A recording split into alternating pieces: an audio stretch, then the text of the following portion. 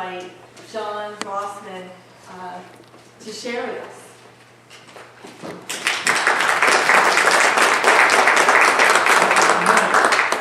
Hopefully you can see the slides with the bright sunshine coming through. So, as Michelle said, I've been working in Liberia for the last 5 years to help to get a school built, among other things that we're trying to do in the community. But I asked her to say that I wasn't a pastor because people feel, I think in general, that if you're a missionary, that's a missionary job, it's a pastor's job. And then all of us are missionaries. So I wanted to point out, because when I was in high school, I was not Christian. And I was dating a Christian girl. And before we went off to college, she asked me if God would ever be any more important than he was in my life at that point. And I said no. So here I was telling her, I'm writing off God. So God loves a challenge. So here I am. And she talked about going to Africa as a missionary, and I thought she was crazy. And so I'm the missionary in Africa, and she's never been there. Oops. So just to get us oriented about Liberia, it's in West Africa. It's a small country about the size of Tennessee. We're working in close to a city called Banga. So as you see how it's spelled, it's pronounced Banga. So the Gabangas, I know I've heard it many times, it's Banga. So you'll see I put the flag there for Liberia because there's such a strong tie between Liberia and the United States from the days of slavery when they were trying to repatriate slaves back to Africa. Liberia means freedom. The capital city is Monrovia, named after President Monroe. And there's many other towns and areas in Liberia that are named after American characters. So there was 14 years of a couple of different civil wars that happened in Liberia that were awful. The child soldiers and all that you heard about in West Africa.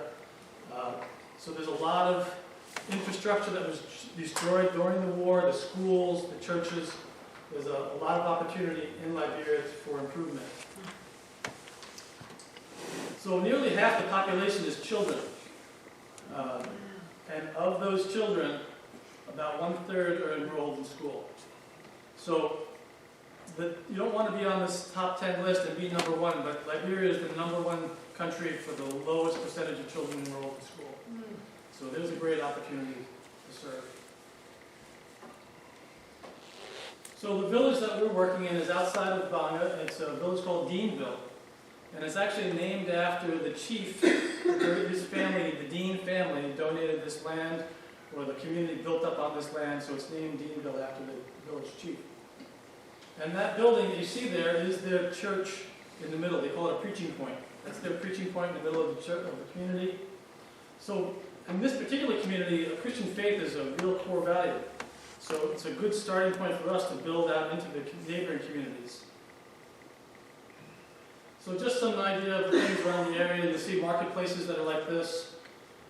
And some communities where they have what you envision as the stereotypical African community with the thatch roof. And those who have a little bit more money will have a zinc roof. And that's more like what our village is like. So in the center of most communities, you'll find an A-frame like this. That's their kitchen. So they do a lot of cooking in that central place. And you might get a meal like this, which they call fufu. So one of the things I've learned when I was there that they can't afford the prime cuts of meat, so you're going to have chicken feet. And if you're going to cook chicken feet, so here's a little tip for you cooks: don't cook the chicken feet with the feet in the pot. Cook them with the feet up. That way the marrow goes back into the soup. So the fufu is made out of cassava, which is a kind of a core staple food for a lot of Africa. It's kind of like, it looks like a ginger root, and they pound it and they make it into these big dumplings.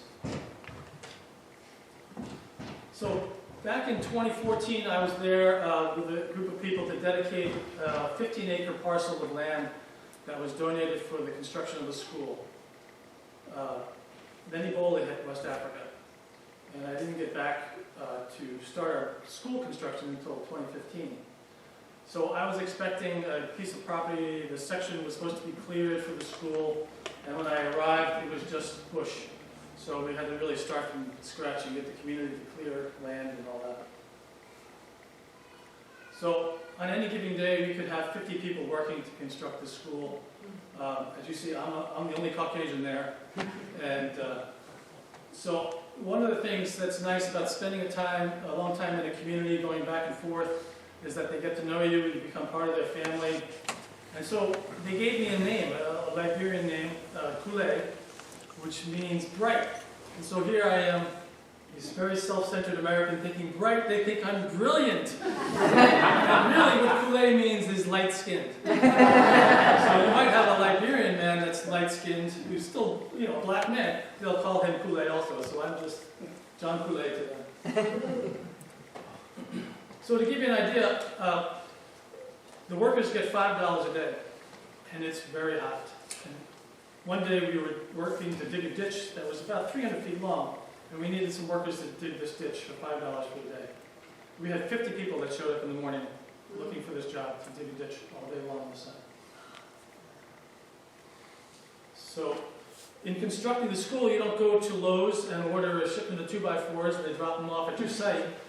You literally ask for a sawyer to go into the bush, fell trees, cut them up into lumber for you, and then you go into the bush and load them up on a truck and bring them back to the site.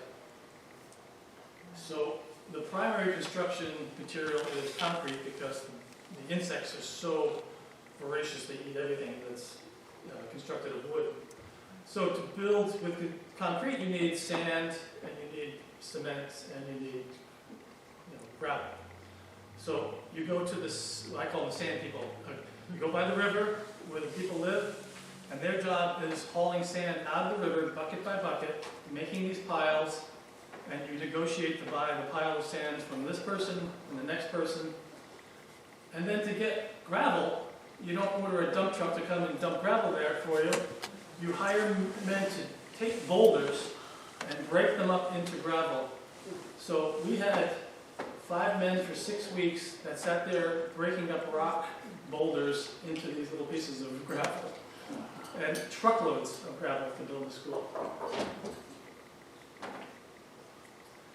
So here's the phase 1 of our building is this building that has classrooms, boys and girls bathrooms.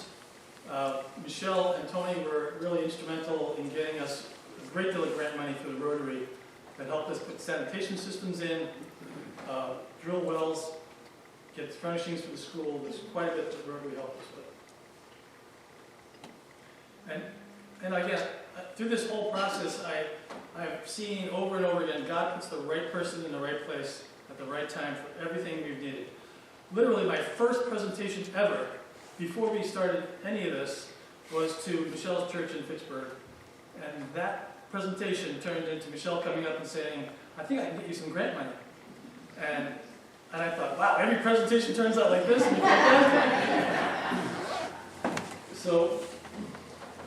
So the mission in Liberia is not about building, it's about giving a community a chance to have a school to get educated and to learn about Christ's love for them.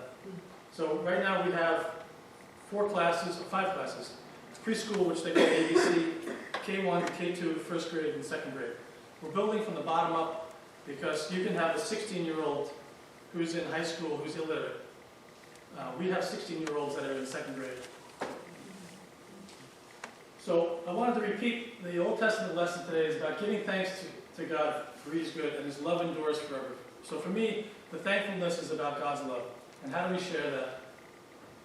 And then the New Testament lesson we talked about was the new command from Jesus, which really, to love one another is not a new command. It goes back, you can look at Leviticus, Old Testament has about loving your neighbor.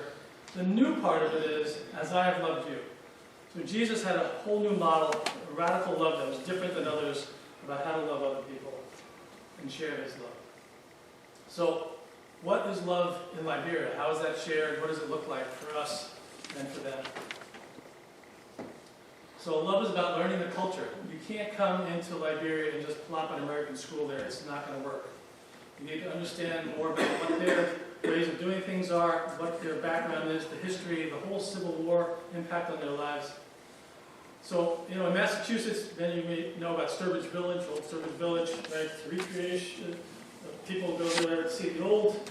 And this is kind of like Old Sturbridge Village Day. they had a culture day.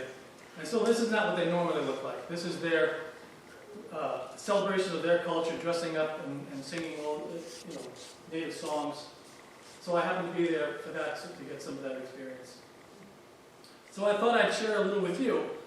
So Liberia's national language is English, but there's 16 tribes and over 20 different tribal languages. So the dialect they speak by us is called Pele. So I thought I'd teach you at least to say good morning in Pele. So if I'm speaking to one person, I might say to Pastor Deb, Kaun, Yaun. If you say to a group of people, you say Kaun. So it's just a little different. So this morning I want you to say good morning to me. So you say Yaun. Yaun. Okay, fantastic. So I might say back to you, Kumani. Kumani means what news? It's basically like what's happening. It's kind of slang for what's going on. Right, it's like ¿Qué pasa? So love is working together. So when I go there, I'm not the overseer of all this big construction project. I'm literally in the ditches with them. So it really builds a sense of ownership by them and a partnership that we're working together in this. So love is safe drinking water. As I said, the Rotary helped us. We drilled 2 wells in the area. So the primary drinking source is a well in their community that's broken down typically, or the river that's nearby, or in the dry season, they'll go to the swamp. So they'll drink some really bad water. And one of the major problems they have, they call it runny stomach. And you can imagine what that implies. It's constant. So we built one well is a hand pump well that's closer to the community. And then the other is a well that's run by solar, and we have a water tower, runs through a chlorination system, feeds the campus, the school campus, and also a guest house where I stay now, that I can drink the water right out of the tap. So I've been to a lot of different areas. I've been to Haiti a number of times, Mexico, Nicaragua. You can't drink the water anywhere. So this is a unique place to be able to drink water for me as a Westerner. So love is celebrated. You can imagine in a country that's one of the top 10 poorest in the world, that there's a lot that you can't celebrate. So when we were putting this water tower up, we were pulling this tank up. We had about 15 guys on ropes pulling this 1,500-gallon tank up to the top of this 30-foot tower. And when it got to the top, you can imagine the rope was over the edge of this. You can't get this tank to flip over. So it literally ended up upside down. And so these 5 guys are celebrating because they managed to flip this back up to the right side up without falling off. So love is school lunch. If you go to a government school, a public school, you're lucky if you have a chair to sit on. In the morning, you'll see children walking down the highway to Banga, to the public school. It's a 45-minute walk. And many of them you'll see carrying a chair on their head in addition to their school books. Because when you get there, you may not have a place to sit. Or the room will might be full, and you'll be having your class outside, and you have a chair now of your own that you carry to sit on. So to have a school lunch is way beyond the norm. So we provide a meal every day, and lots of the kids, this might be their only meal for the day. So here's 2 kids. This is Bainey on the right, and this girl Madasu on the left. So love is listening. I go there and I have a very long checklist of things I want to get accomplished. I'm a doer, and I like to get things done, but you have to take time to listen to the real stories.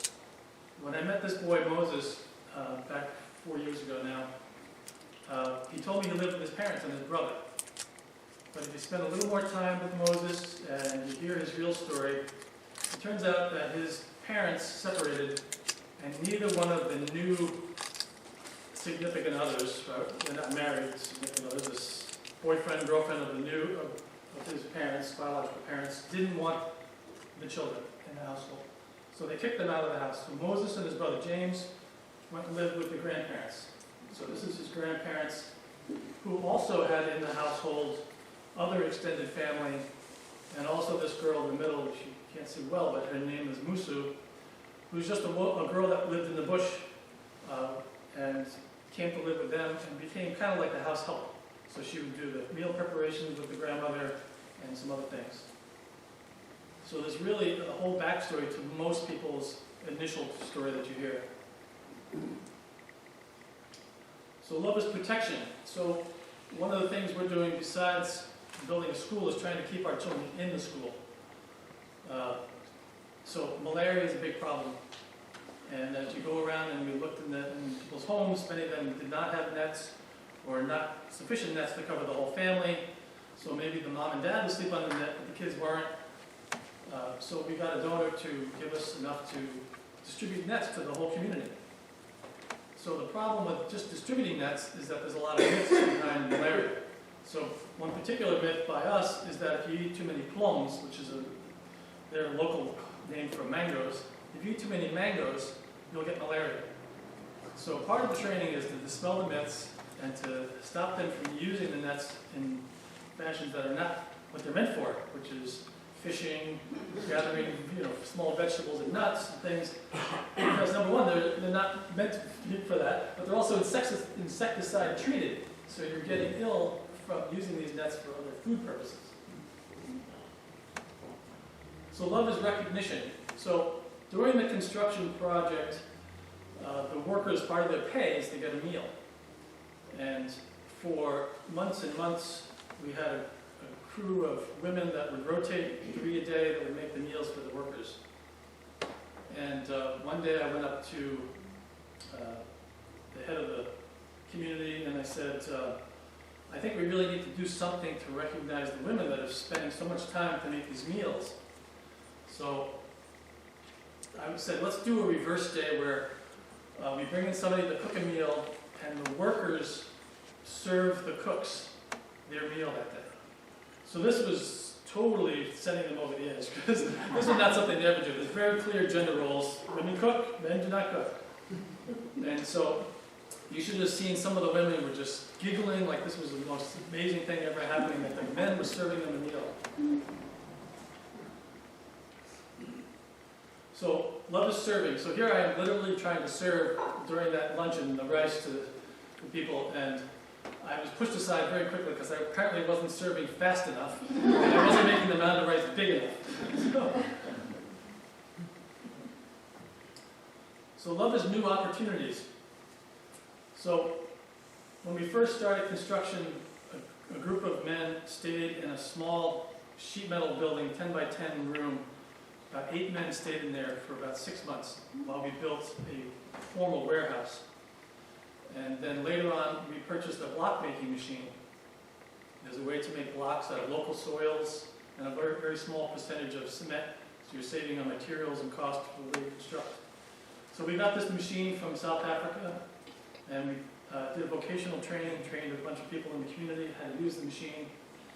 We're trying to turn it into a business. It's not happening yet, but we're still trying to turn that into an income source for both jobs and a source of income for the school. We've started a poultry farm.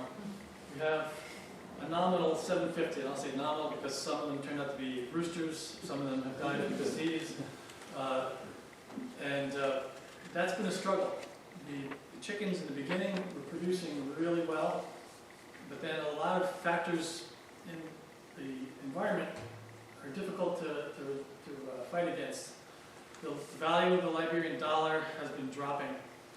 So that's significant to us because the feed is bought in US dollars. So we have to sell a lot more eggs to get the feed. And some of the eggs, some of the chickens have died and some of them have been sick. And so our egg production has dropped recently. The cost of feed is very high. And the price of eggs has dropped about 30% since we started selling the eggs. So we have a lot of factors in the economics of it that's difficult. But we employ 3 people and run this farm. So again, go back to God putting the right person in the right place. The banking system in Liberia is another broken system.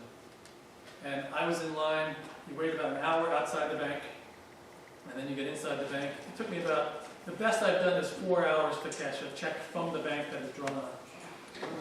So I'm sitting outside in the sun for about an hour, and I'm talking to the man in front of me, which I just tend to talk to whoever's nearby. And this man, his name is Tumami. And Tumami turns out to be a Christian man. He's the nephew of someone else that I know in Liberia. He recently graduated from Connington University with a degree in agriculture and has experience with poultry. And so 2 years later, he's the manager of our poultry farm.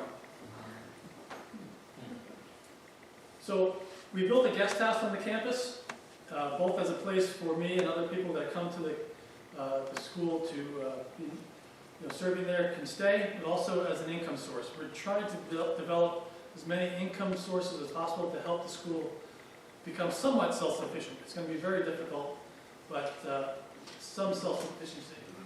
So we rent out rooms, and in fact I have it on Airbnb, and within the first month of having it on Airbnb, we had a couple from California stay there, and they were bicycling through West Africa. Imagine bicycling through West Africa.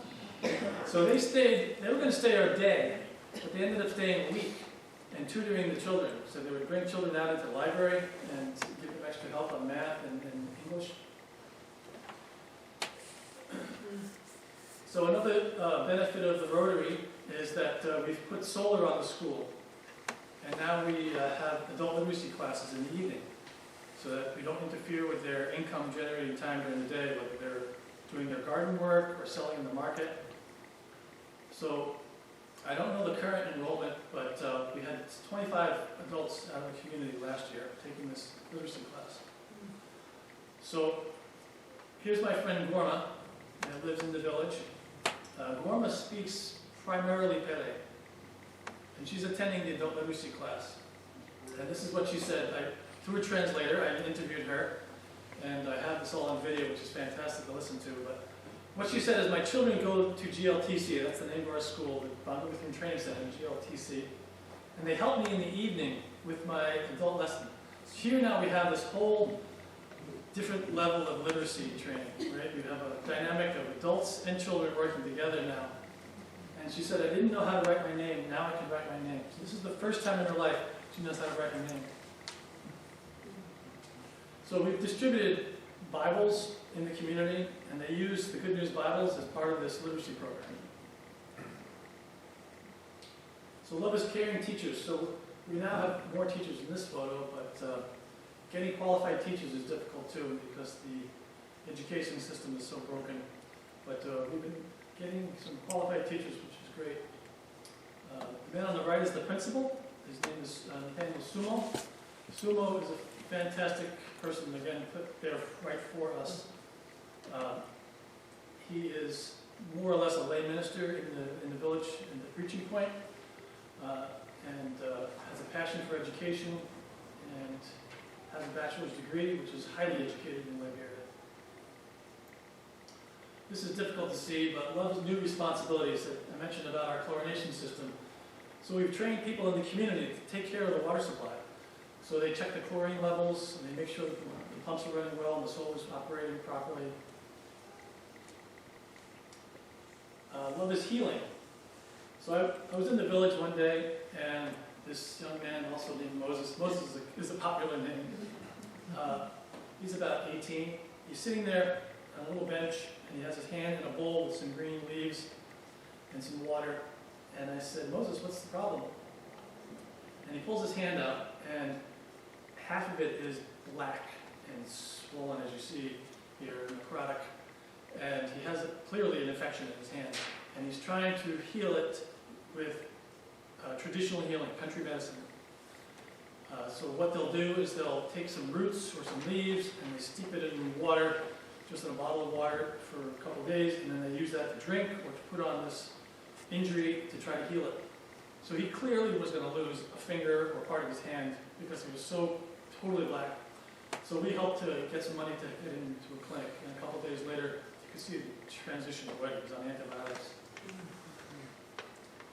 So this is part of the problem of runny stomach, is that they use these traditional methods to try to heal themselves, but they're taking the same dirty water, making a special potion out of it, and trying to heal themselves from runny stomach.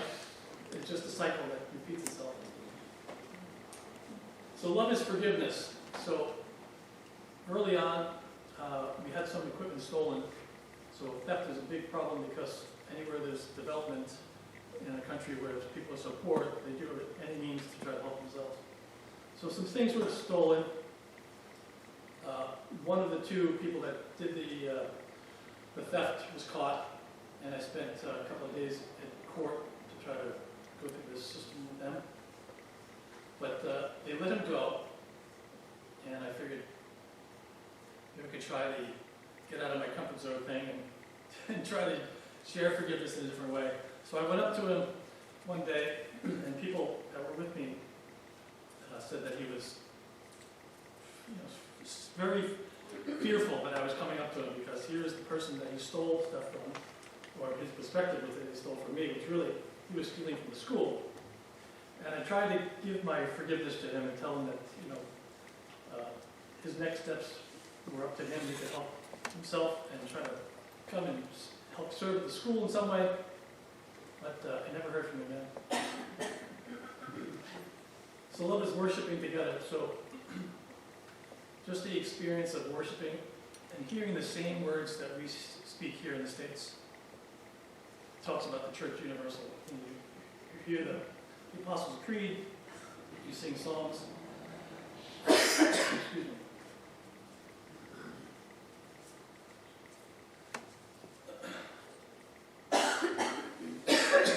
So love is playing together.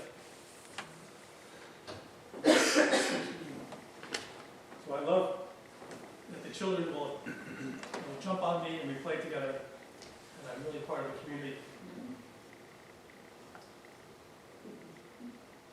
So love is taking time. Again, I mentioned my desire to get a lot of things done, but the importance of taking time to help somebody or to listen to their stories. So this woman, Mary, that was her baby I was holding. It was a week-old baby, so here she is a week later doing all the laundry and all the chores that still exist at the house. No break. No long maternal leave, no paternal benefits.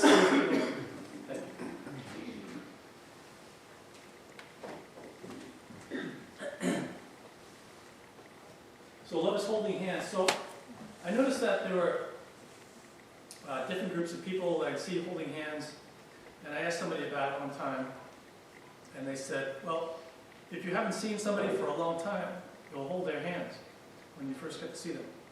Or if you're going to miss somebody, you'll spend time holding hands before they leave. So I've had many experiences where the last day before I leave, again, my list of things has to be put aside, and I'll spend half the day just holding hands with somebody. So I wanted to bring up again the lessons that we had today. To me, I'm equating giving thanks with God's love. And so